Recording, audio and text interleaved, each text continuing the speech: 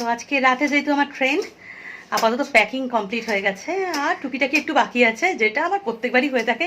একদম শেষ মুহূর্তে সেইগুলো আমি ঠিকঠাক করি। আর এখন চলে এসেছি রান্নাঘরে, খাবার বানিয়ে নিয়ে যাবো। যেহেতু আমি ট্রেনের খাবার একদমই খাই না, একদমই পছন্দ নয়, এছাড়া বাইরের খাবার খেলেও নানা রকম প্রবলেম হয় আমার, সেহেতু খাবার বানিয়ে নিয়ে যাব। এদিকে গৌতমবাবু অফিস থেকে চলে এসেছে, একটু আমাকে হেল্প করে দিচ্ছে। যেহেতু গতকাল আমাদের সারাদিনটা ট্রেনে চলে যাবে, তো গতকালের খাবারটাও বানাতে হবে এবং আজ রাতের খাবারটাও বানাতে হবে। কারণ এই খেয়ে দিয়ে আমি ট্রেনে উঠতে পারবো না, আমি ট্রেনে উঠেই তারপর খাবো, অত তাড়াহুড়ো করে খেয়ে অত তাড়াতাড়ি খাওয়া অভ্যাস নেই।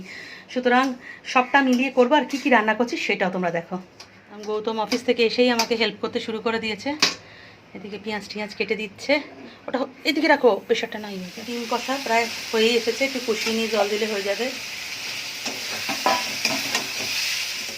গতকাল দুপুরের জন্য বানাচ্ছি ডিম কষা লেমন রাইস। তো ডিম কষা তো গৌতম বানিয়ে দিল, এখন লেমন রাইসটা আমি বানিয়ে নিচ্ছি। আজকে রাতের জন্য এখানে একটু ঢেঁড়স ভেজে নিচ্ছি, বেগুন ভাজা হয়ে গেছে, সাথে করে নেবো একটু পরোটা।